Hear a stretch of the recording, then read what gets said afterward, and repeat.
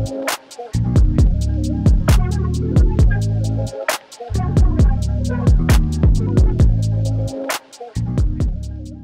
to the Weekenders.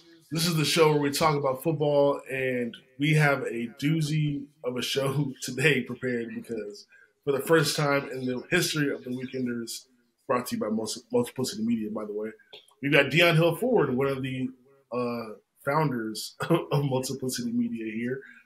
This is not an audit of our show. This is just like a special appearance. Do I have to check everybody's likes on Twitter and stuff? Everybody clean? My legs. It's like when you were in school and the principal sat in the back of the classroom for like 5 minutes to take notes. I'm actually just here to shut the show down. One last show praising Caleb Williams, and then we're done. That's fair. Got to go out on top, right? Fight on. Yeah. Well, yeah, I mean, that's what we're here to do is talk about the Pac-12, which last year was, I guess, surprisingly more interesting than we thought. And this year,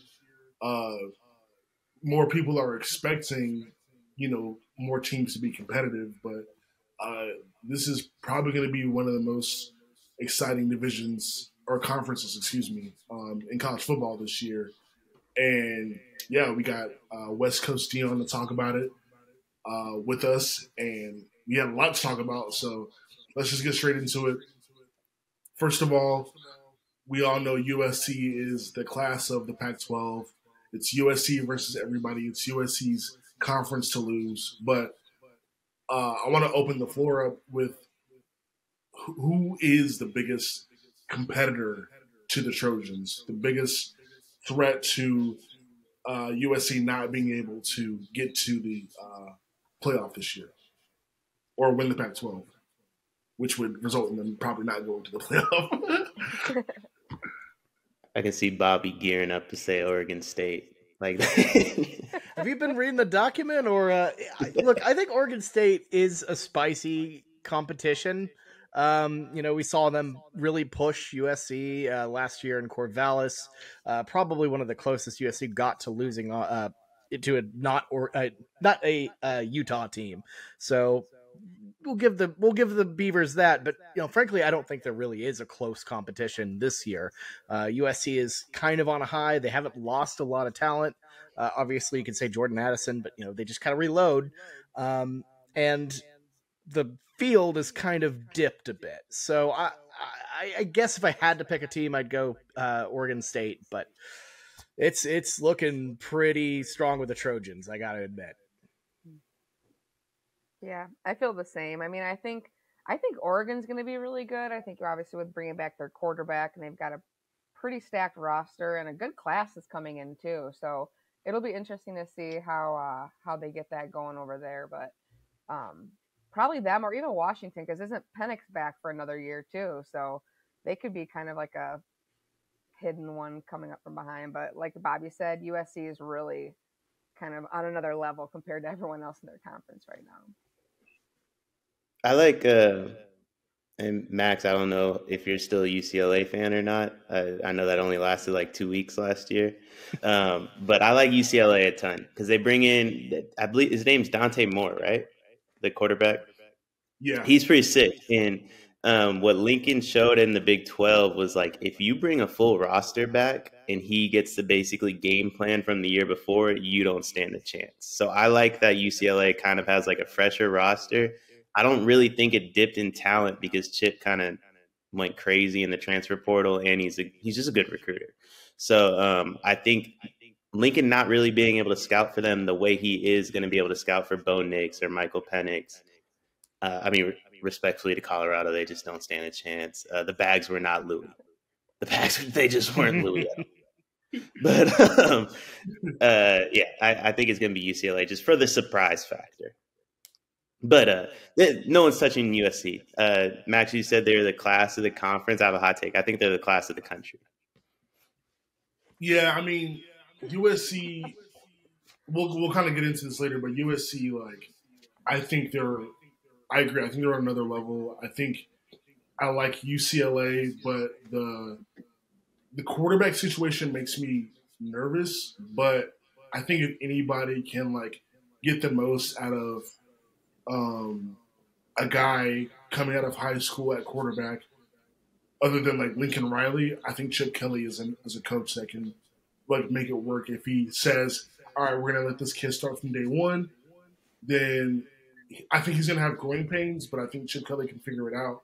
But if they decide to go all right, we're gonna let him sit for a little bit and then kind of see where we're at after a few weeks, I think both plans are fine. But I'll say the biggest threat to them this year and the Trojans this year as what is the same threat to as it was to them last year, and that's Utah. With Cam Rising coming back, that team plays with a chip on their shoulder every week. I know they don't have Dalton Kincaid anymore. He went to the NFL draft. The Lions should have taken him, but they didn't. But now the Utah is going to be good again. I think Utah is going to be that team that continues to take care of business, and they're going to like feel like we're the reigning Pac-12 champs. We want our respect, and I think they're going to give USC problems.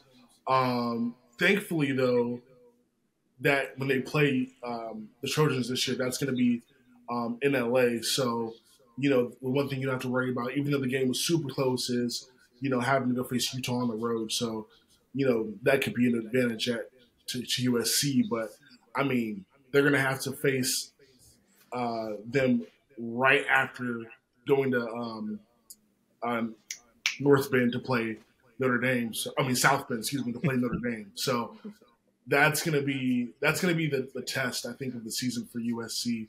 Notre Dame and then playing Utah at home. I think that's gonna say a lot about how the Pac-12 shakes out. Yeah. When's the last time USC and Notre Dame played each other? I feel like it's been a minute. It's every year. Did they play last year? Yeah, they play every year. It's annual. It's been a couple years, but I don't really pay attention to those. Yeah, it's like an annual matchup for sure. But I got to say, starting from that Notre Dame game in South Bend, Indiana on October 14th, all the way through the end of the year, that is a brutal back half of a schedule. At Notre Dame, Utah, at Cal, that's a bye week basically.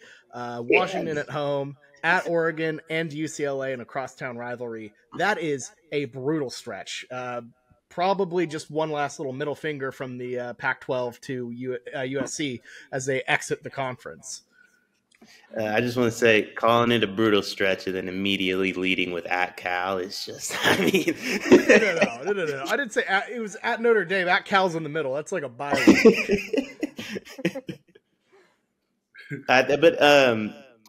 So I did extensive research for this. Utah plays at Oregon after playing USC. So, that's a tough stretch for them, too. You definitely don't want to start looking ahead. And their non-conference is pretty tough. Florida, who I think they lose to. And then they got Baylor, no comment, ever since the allegations and the sanctions. I have no comment on them as a university.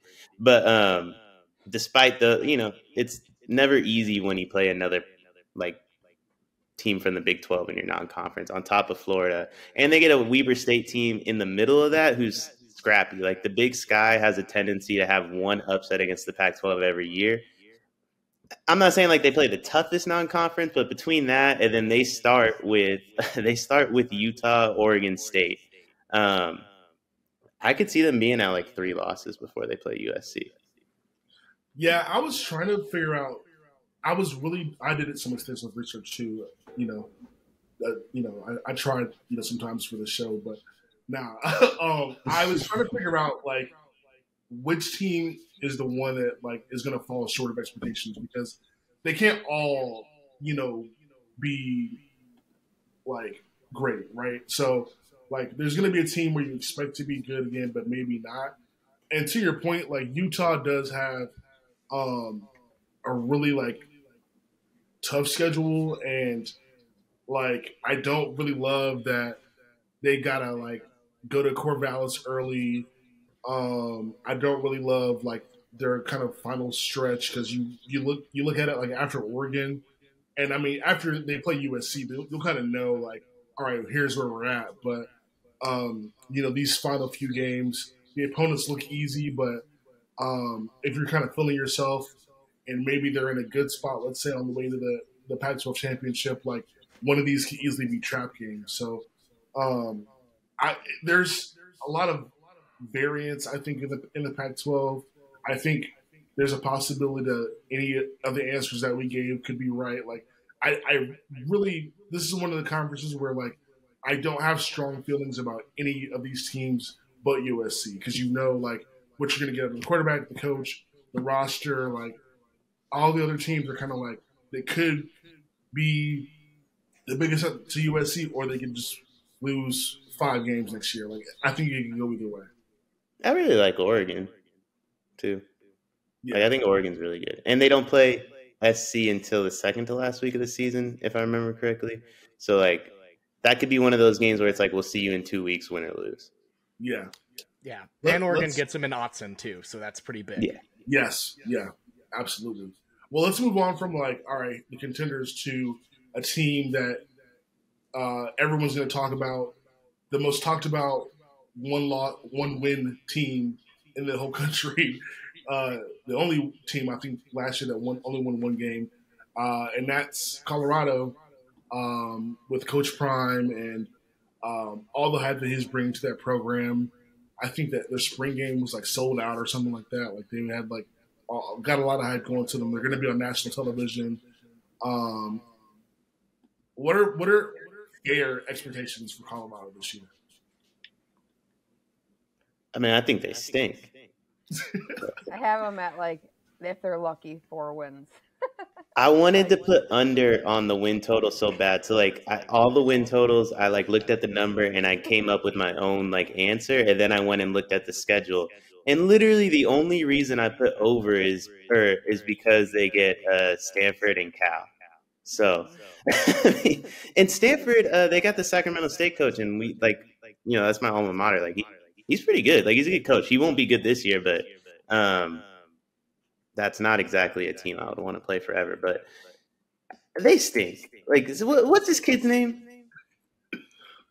Shador. Yeah, stinks. I mean, he did nothing at Jackson State. I couldn't name you like 2 teams he played. Alabama A&M maybe or something like that. Like he stinks. The only good player he brought in was Travis Hunter. He don't even know what position he is. So it's like he wants to play both sides of the ball. He doesn't know which one he's better at. Like they don't know what he's going to play. Like they stink. Well, and I think they look really small too. Like I know we were like I was watching like the videos and I'm like, are these high school kids? Like they're just not. It just didn't look like serious at all.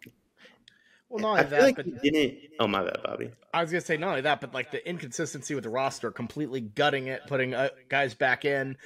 That takes time to really gel, and I think they're going to struggle because this is a team that absolutely was atrocious last year. The guys who are still left are probably emotionally beat down, and the guys who are in, they're in a cohesive unit yet. I just don't think there's a lot you can really, a lot of expectations you can really have for Colorado here.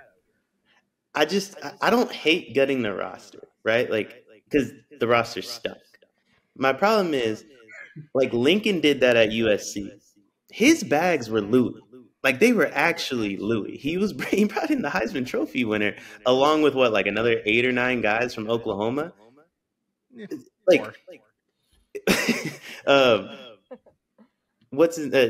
Coach Prime's bags were Nike, which is still better than what they had. This is a Nike bag. It's not bad, but it's not Louis. You brought dudes from Jackson State.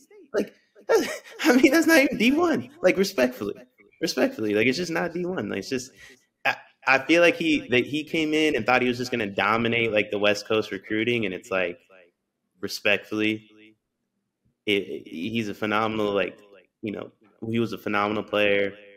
I don't really know if he's a good coach. I can't pretend I watched the Jackson State game to know the answer to that or not. And I'm sure he's a great recruiter. You're not messing with Lincoln. It is what it is. Yeah. 0-2 in Celebration Bowls as well. So literally when they're insanely favored, they walk into the HBCU, basically the national championship of that, and completely blow it twice in a row. So I don't know. I'm not really optimistic on it. As somebody that used to live down the street from North Carolina Central University, when they went to the Celebration Bowl, I think they were like leading as well, and they like blew their lead and lost. To that team, I was like, nah, like something's fishy over there. Because I mean, oh god, yeah, that's that. Go ahead. My thing is like I get why we think he would be a great recruiter and why we think he would just dominate the recruiting trail, but like we've never seen it. So it's like, what makes us think like how are you going to convince a dude to, like, you're going to convince like this black kid from LA who grew up with nothing to leave his hometown in this weather to go to snow? Like, I just don't think he fully thought through like this Boulder, Colorado move. In my opinion, going to Cincinnati would have made a lot more sense. Yeah, location-wise, like there's talent because you can tap into. I mean, you think of the HBCU market, like a lot of the most prominent HBCUs are in the Southeast, but if you're in Cincinnati, you've got still some of that. Like you can pull from Kentucky kids. I mean, there's a lot of talent in Ohio, obviously. You can still take advantage of that Midwest and even a little bit of the South as well, if you're there, rather than kind of being in the Mountain West region and then you're competing with all the Pac-12 recruiting. I mean, USC, like you said, Oregon. Like, I mean, it's going to be tough. I think realistically, though, this is not going to be an overnight success. I don't know how many national TV games they're going to get, but like, I think if Fox and ESPN are smart, you give them, maybe one or this year, and then next year is when you kind of like see if they're anything. But yeah, this year is going to be tough. We'll get to it later, but I think they're going to win, maybe 4 or 5 games, but because their schedule is like, really light, in my opinion. I mean, they're going to get blacked by TCU, but then you got Matt Rule. I think they lose to them. And that's a win. And then Colorado State. So that's already 2 wins before you get to Oregon. So I think they lose to Nebraska, to be honest. Yeah, I just think Matt Rule sucks. Are they at Nebraska? No, it's in Boulder. No, it's at Colorado. But Matt Rule had Bobby probably knows the answer to this better than me, but I feel like Matt Rule had a way better transfer class than Deion Sanders had. Nebraska is pretty good, but yeah, go ahead. Yeah, no, I mean, Nebraska, I think they're definitely in a better place than Colorado is, and I think Matt Rule is a guy who has a lot of experience coaching at that level of college football as well. I horrible fit in Carolina, as Max can attest to, but I feel like that's a pretty solid college head coach right there that fits that university and that system pretty well. I'm interested to see how that game goes because it's kind of 2 programs trying to get back. There's a rivalry aspect. These 2 schools absolutely hate each other. There'll be a massive Nebraska contingent trying to come in, take over the stadium, but we'll see how it goes. He was the head coach at Baylor when all the stuff went down, right? No. He's the guy who came back and brought them back. It was what's his name? Art Briles. Yeah. No, he's the guy who saved Baylor from the Briles garbage. Baylor had 1 or 2 wins his first year, and then the next year they were immediately back to like competing for Big 12 championships. It was he coached, an unreal turnaround. He coached that big dude, that Sean Oakman or whatever. No, that was Briles. Okay. Listen, respectfully, if he's on your team, you probably did it. Like you probably did it. Oh, Sean Oakman, man. That Baylor turnaround is part of the reason he got the job in Carolina, which was just a bad. Not everybody's meant to be an NFL coach. That ain't Matt Rule's fault. Yeah. All right. Last question before we get into these Vegas lines. We know Caleb Williams is the best quarterback in the Pac-12 and in the country. Excuse me. But behind him, I mean, this is a conference that had a lot of good quarterbacks last year. A lot of them are returning, and now with DJ Oogie Oogs, like Deion likes to call him, and Shedeur Sanders and a couple other guys now. Wait, what team is he on? Oregon State. I'm changing my pick. I didn't know. Nah, I didn't know that. I think I had the over for them too. I definitely got to switch that. Yeah. So you got some better quarterback play this year, or arguably some better quarterback play this year, or worse. Not if DJ's your quarterback. Not if he's the quarterback. All right, but this is more of like a fun question, like the best second best QB in the Pac-12. Who you guys got? Cam Rising, I guess. Yeah, it's between Cam Rising and Michael Penix Jr. for me. I think they're both kind of right there in talent-wise. I'm gonna go with Bo Nix. I think he's put up some absolute insane numbers at Oregon. Seems a little bit more like, steady, solid. We see good Bo Nix more than we see bad Bo Nix. I will say, no Kenny Dillingham, as he's the new head coach down in Arizona State. He lost his offensive coordinator. That might change things. We'll see. But I'm optimistic with what they've got going on in Oregon. Yeah, I like Michael Penix. I mean, he's one of the best left-handed throwers I've ever seen. Like, he really has like. Huh? What's the list? Like, I mean, Tua, Michael Vick. That's what. Which one of these is not like the other? That's like Austin Reeves, one of the best white hoopers I've ever seen play for the Lakers. You know what I mean? Like, it's him and Caruso, 1 and 2. That's all I got. So he technically is. Yeah, but nah, yeah, I mean, yeah, he's Michael Penix is nice. I will say though, like Shedeur, I am like very interested in because yes, he played like lesser competition, but if you look at the numbers from year 1 to year 2 at Jackson State, like I think his completion percentage and everything, like touchdowns, interceptions, everything improved like dramatically. I think the first year was like he had like 65 or his completion percentage was like in the 60s his first year, 30 touchdowns, 8 picks. And then second year he improved to like 70%, 40 touchdowns, 6 interceptions. So, I mean, again. How many games did they play? Let me see. So year 1, they played. Oh, it's not telling me. Okay, so I can find that, but year 1 he had 413 attempts, and year 2 he had 483 attempts. So maybe that's, I don't know, that's the difference in games. I'd have to find that. But that ain't bad. Now, those numbers are a little better than I thought they were going to be honest. But yeah, again, I don't even know who they play. Yeah, I mean, so the kind of point is like he did get better at Jackson State. So again, competition level is going to be completely different. But I think like talent wise, like he's got some good speed. Looks like he's got a pretty good arm. Like I think I'll be interested to see like how good he competes at this level. I think he's expected to come out for the draft at the end of this year, but obviously like that's going to be pending on how he plays. But yeah, I mean we'll see. So my official answer is Michael Penix Jr., but I got my eye on Shedeur for sure. And quarterbacks in this conference kind of stink. Yeah. Like, now that I realize it, I'm like, yeah, this is good. Like when we all started to list off names, I'm like, boy, is it really just Caleb Williams? Like, yeah, the drop off is pretty big. But all right, let's get to these Vegas lines. So we'll start off with Colorado, their line was 3.5. Kind of at first, I was like, man, that's kind of disrespectful.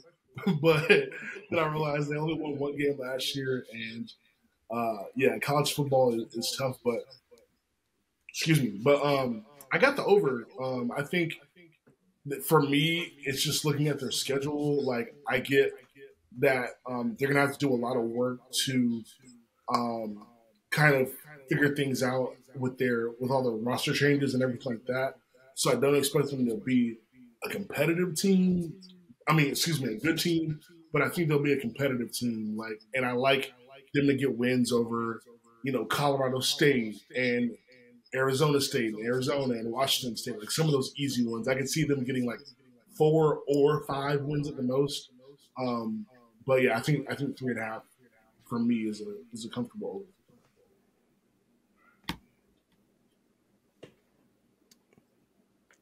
I'm gonna hit them with the under. I'm just gonna say it. I don't think that they've had enough to really put it together. This schedule, obviously not great, not something to be too thrilled about. But at the same time, you have a tough non-conference. I think Nebraska is no joke. I think TCU, even though they've lost a lot, is really good. They're lucky Colorado State is absolute garbage. That is a dumpster fire of a program, even in the Mountain West. But look, right after that, you dive right into at Oregon, USC. You have Oregon State. You have to go. You have to go on the road to Washington State, who's not a very. That's a tough win. You have to go at Utah. I don't think this team really is going to put it together. I think looking at the schedule, it's just it's brutal. I think they end up with 3. I think they just barely scrape by, get 3, but that's obviously not 3.5. So give me the under. Yeah, that's like basically me, but with 4. I'm like, I see 4 wins. If it was 4.5, I definitely see under, but it's going to be brutal.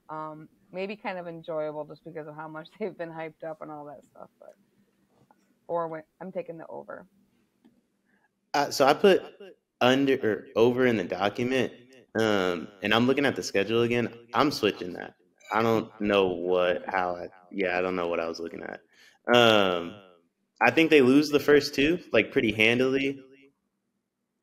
They might beat Colorado State. They probably beat Colorado State. And then they lose the next. If they're 1-4 going to Arizona State, that's not an easy game. Stanford's not going to be easy. And then they're going to lose to UCLA, Oregon State. I think they beat Arizona, and then they're going to lose the next 2. So I'm gonna say under. They have a brutal schedule. What the hell is he thinking? Like, was TCU, like, do we know if he scheduled that or if they did that before him? Second into the home and home, because they played in Boulder last year. So they just got gifted an awful schedule by whoever their athletic director was 10 years ago. Just cooked up some just diabolical stuff. I'm kind of surprised. Well, not surprised, but kind of like I believe the TCU game is on national television. It's supposed to be yeah. So I'm like, that's gonna be. I bet you the bulk will be. That's gonna be humiliating for somebody. Listen, not somebody. I can tell you who it'll be humiliating for. And his name rhymes with Coach Time. Yeah, that's a tough one to start out with. And listen, all them Barstool dudes are gonna be there too, and they're just gonna get clowned. They tried to add a week 0 game, but it got denied. So they tried their best to try to duck that opening TCU smoke. They didn't. But game day is gonna be there. Yeah, probably. I don't know. What are the? I don't. It's kind of a weak opening day slate. I seem to remember. Like, I don't think there's anything that crazy in week 1. I just feel like there's no way game day isn't at Coach Prime's debut. That just feels like a. But is it going to be on ESPN or is it going to be on Fox? Fox. It's Fox. Okay, so then it'll be the big noon kickoff or whatever. Can game day not go if it's on Fox? Is that a rule? They can both go. They just don't prefer to.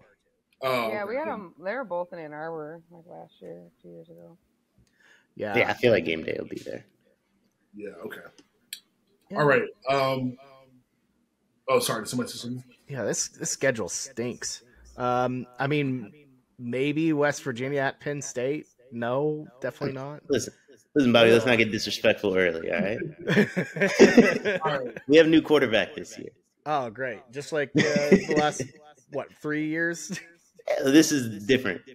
Oh, okay. All right, you can always go to Texas Tech at Wyoming. Yeah, can't miss that one. Oh, boy. It's going to be a hot one in Laramie, man. Anyways. You're good. All right, let's get to Oregon. Our next team, Oregon's line was I skipped over it. Utah. Utah's line is 8.5. Coming off a 10-win season last year. 21 in recruiting this year. We talked about the schedule. What do you guys feel like?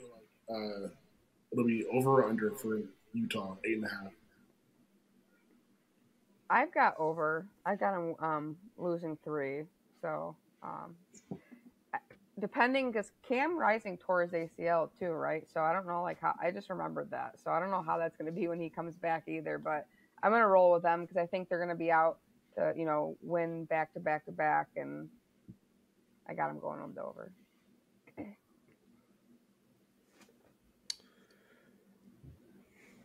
This is a tough one because I feel like Utah has a pretty brutal road schedule. At Baylor, even though Baylor is not the best Big 12 team, that's a tough environment. You have a bunch of Baptist kids yelling "kill" at you. It shouldn't be intimidating, but it kind of is. You got at Oregon State, at USC, at Washington. That is tough. I'm not going to mention at Arizona. That's not tough. Basically, it'll be a home game for them.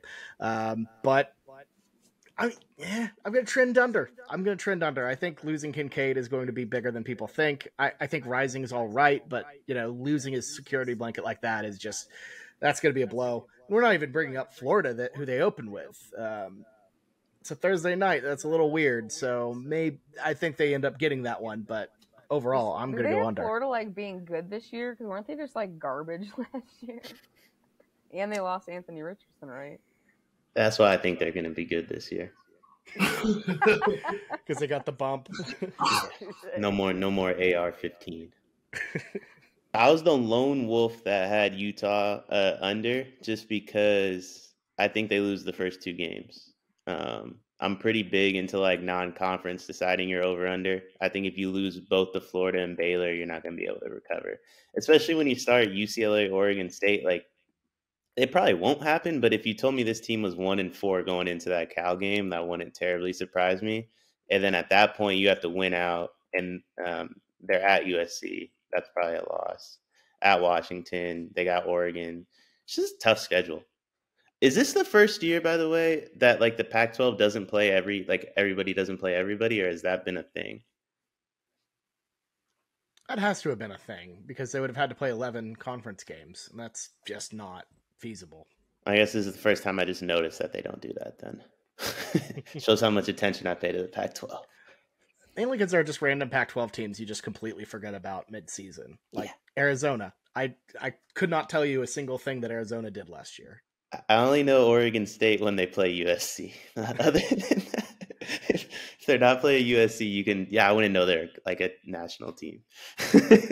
It's some schools you remember they're in the Pac-12 during football season, and then some during basketball season. And you just your brain is off for either one. But so I'm gonna go with over for Utah. Like I said, I really think they're gonna have. I think Cam Rising, I read that I think that he's ahead of schedule in terms of his recovery from the ACL tear. So, if he's healthy, obviously that's gonna be a big factor. But this is a tough team. I think they're gonna come back again, wanting to reclaim that Pac-12 title, wanting to, seize their chance to go to the playoff this year. Not saying that they'll be able to do that, but I think they're going to be able to. I mean, I think Deion is absolutely right. The first 2 weeks will obviously kind of be the telltale sign of how the rest of their season goes. But I mean, I feel good about them going up against Florida at home, going to Baylor, going to Oregon State, even if they have enough momentum. I don't know if they beat USC in LA, but they're going to give them a tough game. And then I really only, if you told me they only lost to USC all year and the rest of they beat everybody else, for me it wouldn't be that hard to fathom. So I'm taking the over with Utah. I'm not gonna lie, I forgot Oregon State has DJ again, so I won't take that one. Utah should be able to handle that one. Yeah. All right, let's go to Oregon. Ducks brought Bo Nix back. This is Bobby, correct me if I'm wrong, but I read that this is the year with all of Dan Lanning's recruits. This is no more crystal ball recruits, all Dan Lanning's folks. So No more excuses. From that standpoint, they won 10 games last year. They're top 10 in recruiting once again. Their line is set at 9.5. What you got? I think we all have the same. we all set over, but yeah, somebody can say why they put the over for Oregon. Yeah, I really like Ducks as the Ducks to have an over here. I really like because I just going down the list. I think they have 9 games that I think are rock solid. They're winning this game, and then I think they're about, let's say, 3 that are toss ups. My thing is, I think they can go at least 1 and 2 in those toss ups. I just think they're really good. Like outside of USC, they're like the only team that I think on both sides of the ball has a ton of talent. And like Bobby said, they have like 9 easy wins. And then they play USC again 2 weeks before the conference championship, which will probably be like, if everything goes the way I think their schedule goes, that's like a tune-up to playing them again. If both teams are kind of looking at that game like, we're going to play each other again, the winner of the conference title probably gets into the playoff. If you told me Lincoln blows that game, that feels like something Lincoln Riley would do. So I could see them. I could see them being undefeated and then getting smoked by USC in the conference championship. To be honest, yeah, Autzen is like the worst like nightmare of a guy like Caleb Williams. He is not good under pressure in situations like that. Yeah, the more I like look at Oregon's schedule, it's like, yeah, there's 9 wins easily. I think they could go maybe even 2 and 3 in those toss ups. But the more I look at the roster, and now you said like it's all of Lenning's like recruits, I just think it's going to end up being a really good year for them. So I'm definitely taking the over there. The game that I'm the most worried about for them is the Texas Tech. Like going to Lubbock for that game, like I get like Texas Tech was scrappy last year. I'm not looking like you're not looking for them to be like a really tough team, but I feel like Oregon sometimes loses like really stupid games that like you think, okay, yeah, they should be able to do this. Like I'm forgetting the game last year, but there was like some game where like they should have won and they just like laid an egg, and you're like, what the hell, Oregon? But yeah, I think Texas Tech could be a trap game for them because you're going from playing Portland State and then you're looking ahead to Hawaii and Colorado, looking your chops, and if you're not careful, I think Texas Tech could be kind of one of those games for them. But if they take care of business, then you're talking about like a good streak of wins before you have to go to Washington, which isn't a tough place to play, and then you take care of Washington State, you got to go to Utah, and then that's really, those last few weeks is really your season. So I like Oregon a lot. I think their schedule kind of favors them if they handle business. But yeah, I think no need to really kind of hash too much out. Like we all kind of agree. It's the over. I'm gonna be honest, Max. You and Bobby have name dropped Texas Tech twice on this. As a West Virginia fan, I'm mortified. I have no idea who's on that roster, but all of a sudden in my head, they're like a 9-win team now. Like I'm mortified at the moment. Tech is also weird in this situation to play a game on the road because you don't get hyped to go play Texas Tech, especially if you don't have any history with them. But they're also a dangerous place to play because, the only thing to do out there is, get drunk on grain alcohol and, throw batteries and tortillas at folks, which, look, if that remains a game, that's scary. What you want to do with Tech is, beat them early, get the students disinterested so they'll leave and go back to the tailgates and start drinking and ignore the football game. That's the key right there, folks. I was going to say, when I drove to LA from North Carolina, I stopped in Lubbock. I went to their tailgate because it was football season. And these people don't have anything better to do. Like you can tell, like this is what they live for. Like the whole entire town was at the football game. So Boyd is stopping in Lubbock feel dangerous for you. Like I would have kept driving. Oh man, yeah. That was a time. That was a time. But no, those people love their Texas Tech Raiders, and yeah. So we'll see. All right, moving on to UCLA. Their line's at 8.5. maybe Vegas is kind of suspecting a fallback year after DTR has moved on to the NFL, but we've kind of mentioned a couple of times maybe Dante Moore could kind of show why he's a 5-star recruit as early as this year. But I'm taking the under. I feel like UCLA. I said it earlier. I think Chip Kelly could figure it out, but I feel like this could also be a year where they're kind of like really having to retool and kind of figure out who they are, because last year they kind of surprised people. But I think the thing about last year was that team had a lot of experience, and I'm not just talking about DTR and Zach Charbonnet and the offensive line, but I mean all across the team there was like that was sort of their calling card, is how much experience there was, and now you lose some of that, in the draft and whatever. So I think this team probably is not like a heavy under. It's probably like an 8-win team, maybe 7, but it's looking at their non-conference, like having to play Coastal Carolina is not easy, but at least you get them at home. They have we talked about the Celebration Bowl champs in North Carolina Central, but not a terrible non-conference schedule. But yeah, I can see UCLA taking a step back this year. Yeah, don't sleep on San Diego State at San Diego State. That feels tricky. It just feels like a trap game. I think to me, I'm also going under with UCLA because I feel like they have some kind of messy, not great road games. At Utah's tough, at Oregon State's tough, at USC, brutal. And, some of their home games, I feel like, UCLA, given how cavernous the Rose Bowl is, nobody goes to the games because Pasadena is a billion years away from Westwood. So, yeah, I don't know. I feel like this is a team that's going to go under just by a bit. So I trend under with this team rather than over.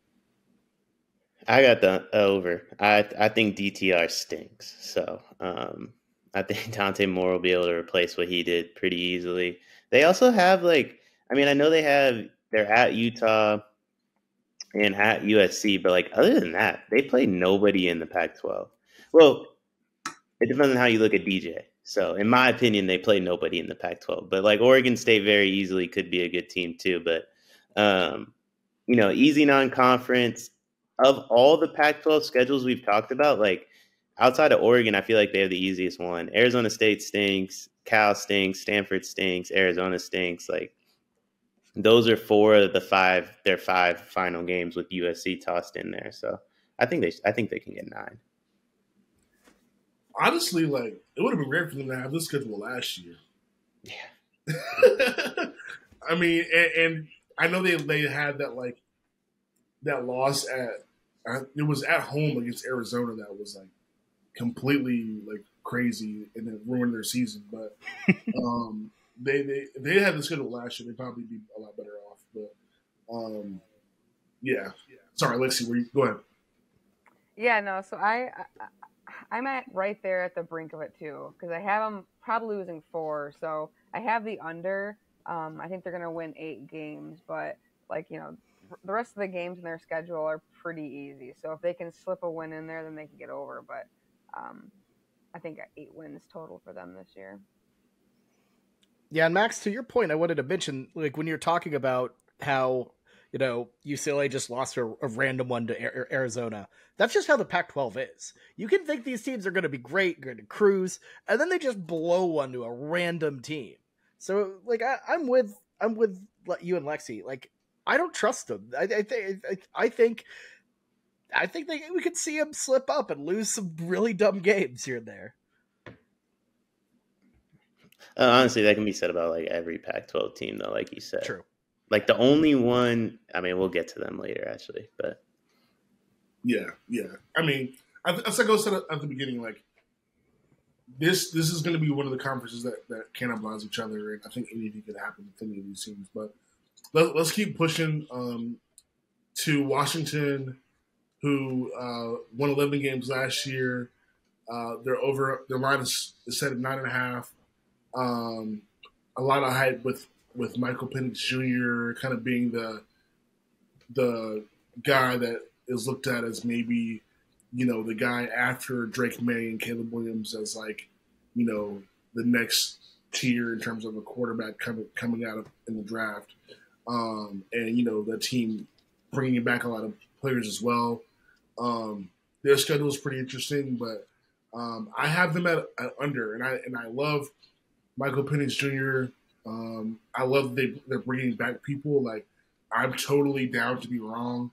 But I mean, I am. If I'm wrong, I'm wrong. But I think the under feels right for them because I just don't know. Like, I mean, at Michigan State, we'll see who they are, and then they get the good news is they get a lot of their tougher Pac-12 games at home, like Oregon and Utah, are they're going to be home games, but the tough news is Washington isn't really that tough of a place to play. So kind of like, what does it matter? You have to, at the end of the day, you have to go out and play football. So I like the under for Washington, but yeah, it's just I feel like the other teams in the Pac-12 at the top are a little bit more talented, so I can see them kind of like losing more games than people expect.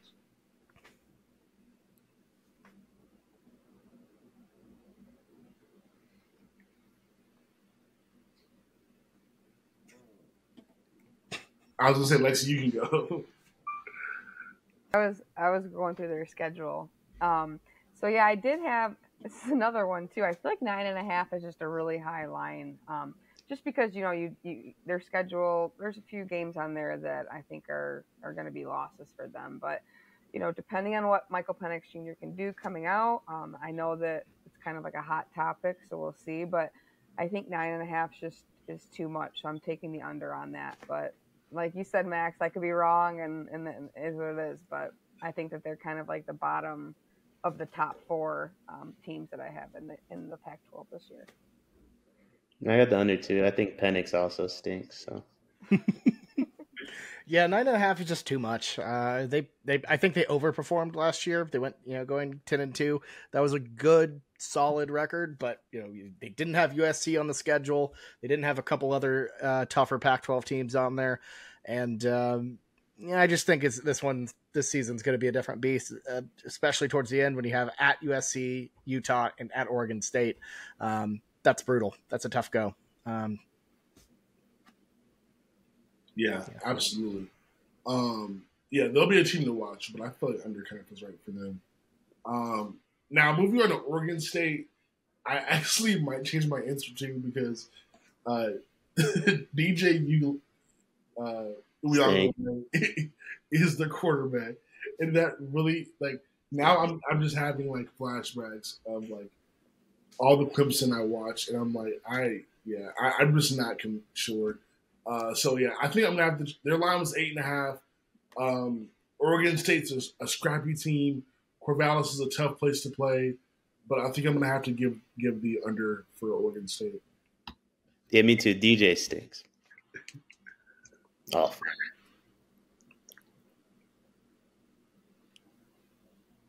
You're muted, Bobby. Okay, here's my thing. Can you name either of the quarterbacks at Oregon State last year? No, that's a good thing, though. Well, it was Ben Goldbronson and some guy named freaking Chance Nolan. They sound like auto-generated NCAA 14 names or something. So here's my thing. You're replacing 2 not great quarterbacks with, admittedly, a pretty average, decent quarterback. I think DJU, while he did have his problems at Clemson, still isn't that bad. He was on a great team. The team was way better than him, and he had to be replaced. But at the end of the day, I think he's a piece that's going to make a team that went 10-3 with a bunch of randos at quarterback last year. I think he's going to make them a little bit better. I really like this Oregon State team. Give me the over. Bobby, I just want to throw out there, DJ was on Instagram talking about Boomer Sooner throwing up the horns down, and his old defensive coordinator still didn't recruit him. Yeah, well, I didn't want him. I didn't want him at OU. He could go to Oregon State. You know, that's what. There's a difference. You know, like not only that, but Brent doesn't like try to poach because he's trying to be. He loves Dabo too much. It's annoying, but yeah, he wouldn't have tried to get him anyways. No, I get it. I just wanted to throw that out there. Yeah, no, totally get it. Totally get it. I will say this: the one thing that made me initially put them at over was because of their schedule. They have a lot of like the tougher teams in the Pac-12. Oregon State's going to get at home. They're going to get Utah, UCLA, and Washington at home, and then of course, like going to Oregon at the end of the year. These road teams like Arizona, Colorado, Cal, Washington State are the teams that are not as good. So their schedule helps, if you're betting the over. But I just can't, in confidence, say I believe in the quarterback. So, yeah, I'll be wrong about that too and be fine if I'm wrong. And they've been insanely good at home too. Keep in mind, they've only lost one game at home in the past 2 years, and that was USC. So, and that was narrow. Like they were this close to taking them out.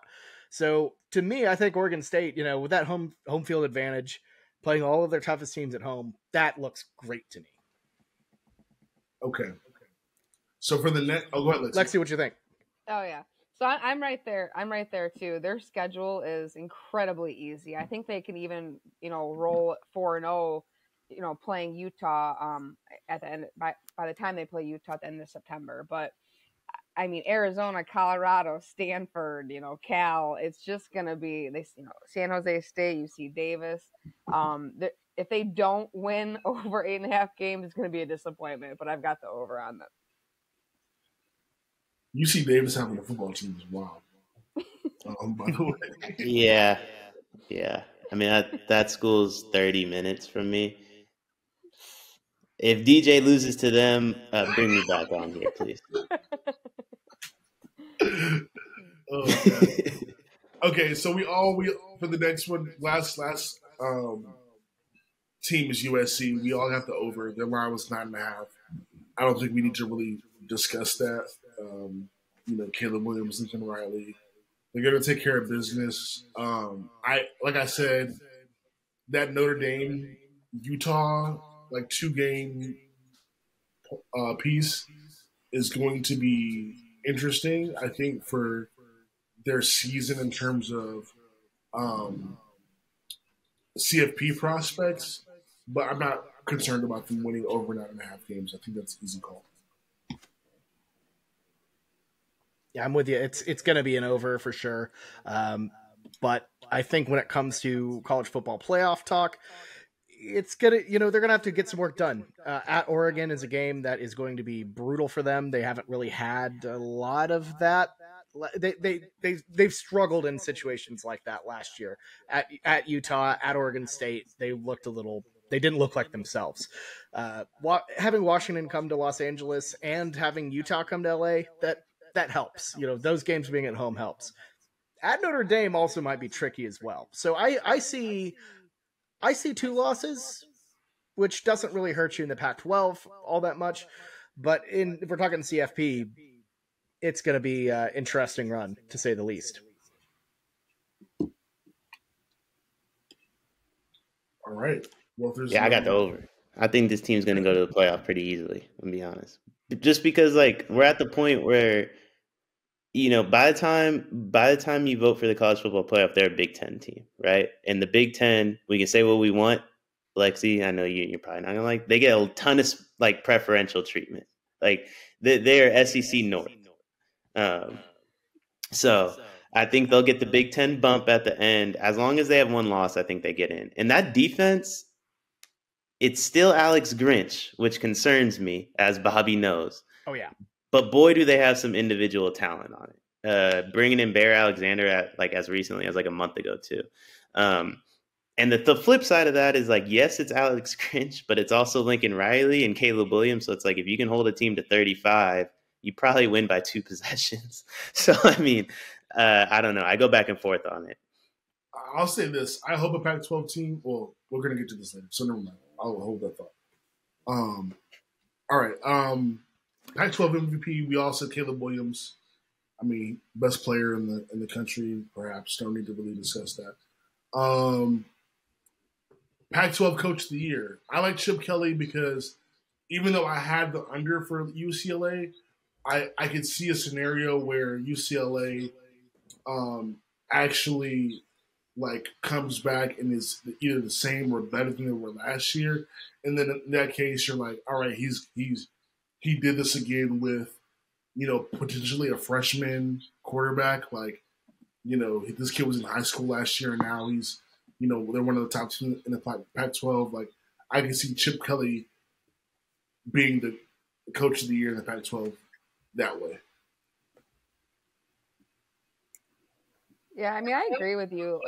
If it's one, I don't think it's going to be Chip, but just to kind of piggyback off that is if there's one person, one coach that can get all the players to buy in, it's always been Chip. Anywhere he's gone, he's had no problem, getting everyone together and when it matters, getting his players to play hard for him. So that wouldn't be surprising, but I just think the way that USC is set up, Lincoln's just killing it on the recruiting trail. Caleb Williams, the whole shebang. He has to get to the playoffs, though. I just think that's he failed to do so and let Ohio State sneak in last year. You can't be doing that again. But I think he's ready to prove himself, and I think he just goes off this year. So I'm glad that this year happens before he comes to the Big Ten.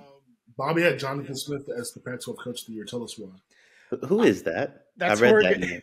That is Oregon State's head coach. Okay. Because here's my thing: Coach of the Year awards usually sometimes aren't about the best coach, but rather the best story. The guys who really bring programs up out of nowhere. And I think Oregon State is going to be kind of a story this year. I think I'll put it this way: I think they probably find a way to win out until the final game of the year and lose to Oregon. And not only that, but as we'll get into it, I think they make the Pac-12 title. That's how big I am on Oregon State, and it could completely blow up. We know how DJU is.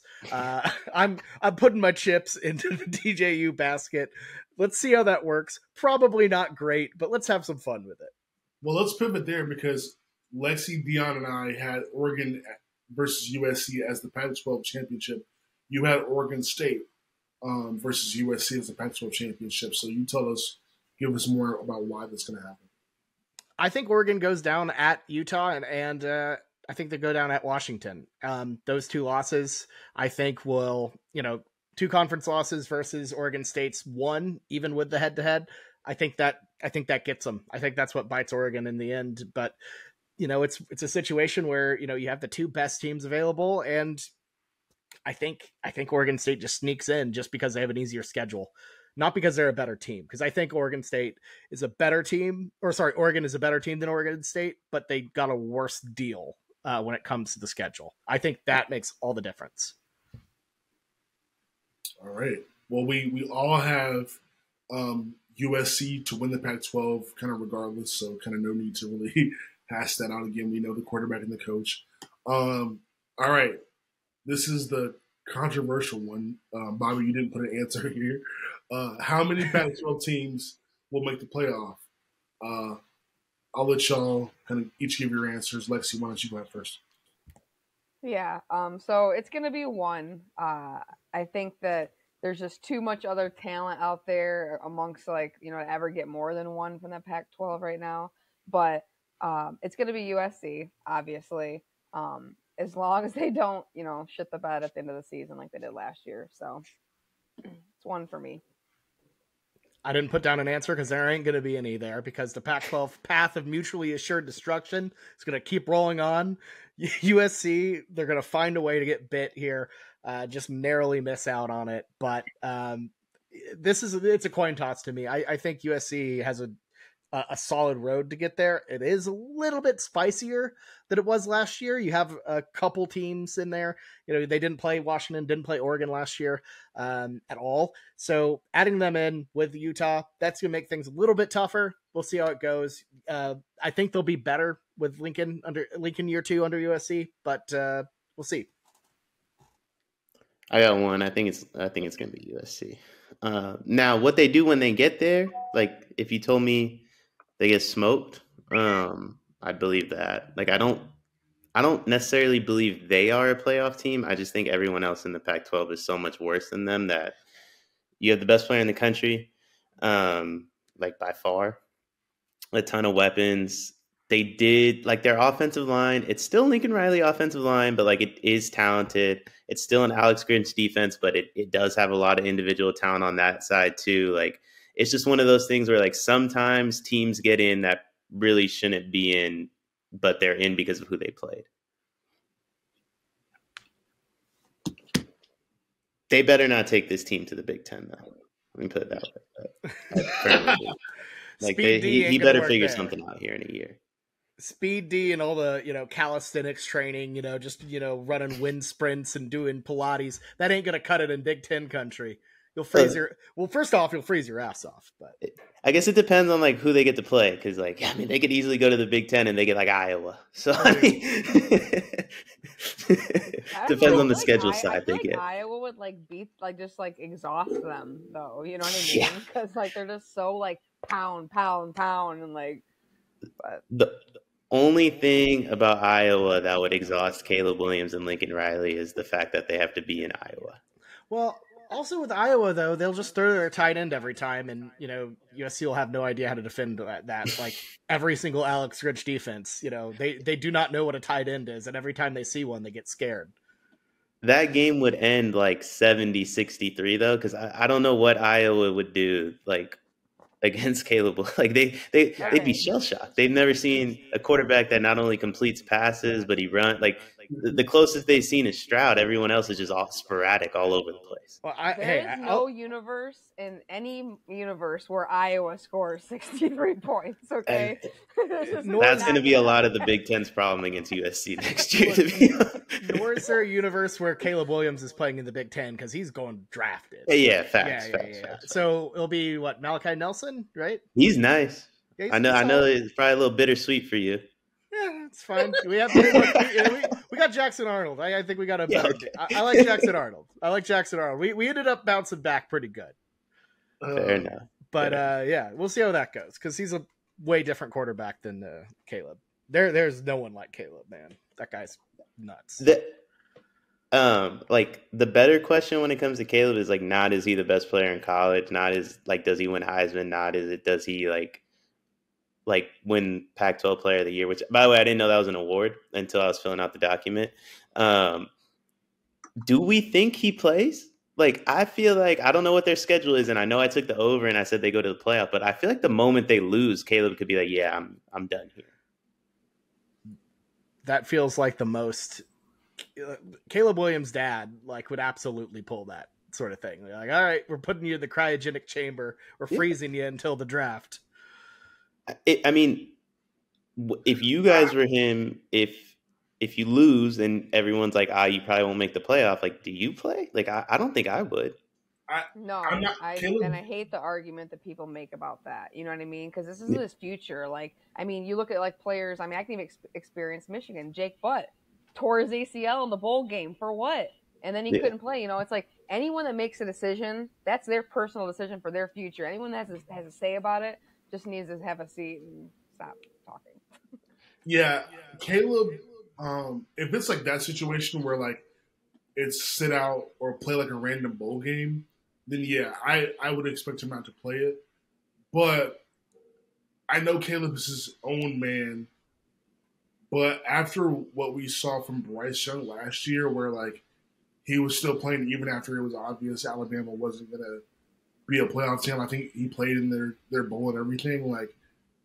It would be hard for me to see Caleb not make the same decision, because I feel he kind of has that humility that's sort of like Bryce, where it's he just wants to be there for his team. He wants to be there for his guys, especially when you think about all the stuff he went through, and just going over there and all the controversy or whatever.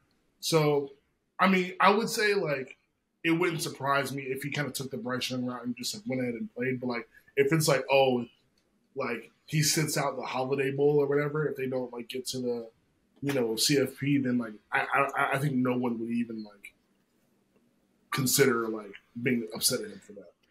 That was an extremely generous way to describe a guy in Bryce Young that like was nowhere near cemented being the number one pick.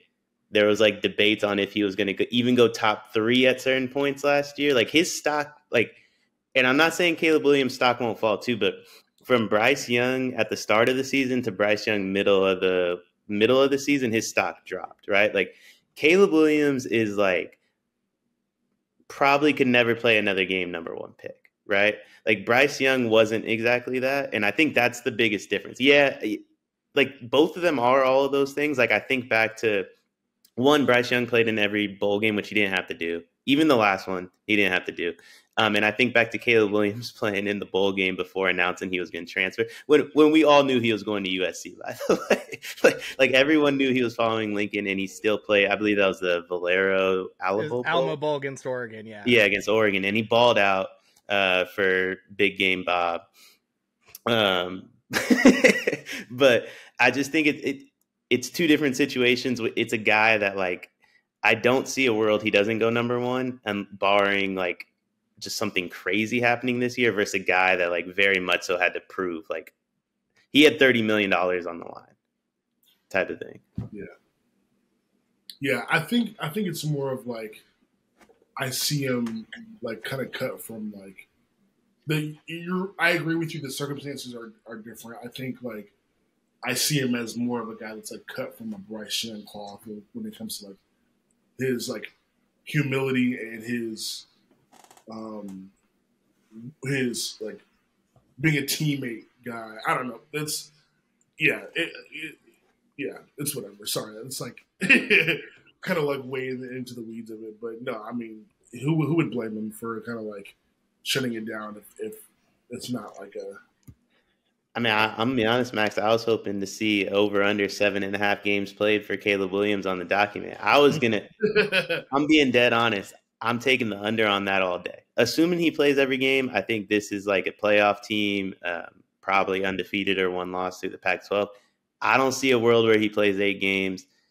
I'm a Big 12 guy. Bobby's a Big 12 guy. He knows his dad a lot more than I do, but I've experienced like a little bit of the Caleb Williams like circus. If he gets an ankle injury, he's done. If he gets a paper cut, he's done. Like this dude is gonna be babied in a manner we haven't seen anyone babied. Maybe Trevor Lawrence isn't that long ago, but like maybe Trevor Lawrence, where it's like, yeah, you're the number one pick. Anything goes wrong, you're coming out the game. Yeah. So I've got. I think that's true. So just to kind of like wrap it up, I've got. I said no teams out of the Pac-12 are going to make the college football playoff. That's simply because I think this is going to be another conference where they're going to cannibalize each other. And I haven't looked very closely at the schedules of every other like contender, and that's kind of tough anyway because there's always surprise teams and stuff like that. So it's hard to really like account for everybody's schedule. But I wouldn't be surprised if the answer is 0, just because, the ACC is not going to be tough. So if Florida State or Clemson is great, they're going to get one in. Same with the Big 12. It's going to be a one-team sort of conference. And then you got a SEC and a Big 10 team. And then, like, the Pac-12, like, injury to Caleb Williams, somebody slips up somewhere, if no one's undefeated, it's hard for me because that conference is just too tough. I think to like really be able to say, all right, like USC gets to the Pac-12, no scratches, goes to the CFP, more than like a Clemson who would is going to destroy everybody in the ACC, or like a LSU, or I'm sorry, not LSU, Ohio State, Georgia, Ohio State, yeah. Yeah. Did you guys already do the Big 12? This was the first one. Oh, bring me back for the Big 12 because boy, do I got some takes. I got some takes. I don't think the Big 12 gets anyone, by the way. And I just want to say, Quinn, you stink, and Buddy behind you, Peyton's nephew, awful, awful, awful. I'm glad he didn't come to West Virginia. Was he considering it? Well, listen. Hold on. Listen. Probably not. But we probably not. We didn't want him anyway, though. Yeah, sure. He didn't we didn't make his top 64, but you know what? We didn't want that bum anyways. What we want him for? I watched the spring game. I was trying to see something. I saw nothing. You don't need a D2 Louisiana quarterback. Nah. If his last name was Arnold, like your starting quarterback, this dude, like Jackson State, maybe. Well, that's the Pac-12 preview, y'all. Thanks for tuning in, Deion. So happy to have you. We'll bring you back from the Big 12 one. Love it. Sure. Right, Yeah, I need to be back for the Big 12. Me and Bobby got to dissect West Virginia, Oklahoma live on air. One last go round. The final goodbye. Final goodbye in Norman. Yeah, just one last time. Oh, God. All right. That's our show. We'll see you guys next time. Y'all be easy. Bye. Bye.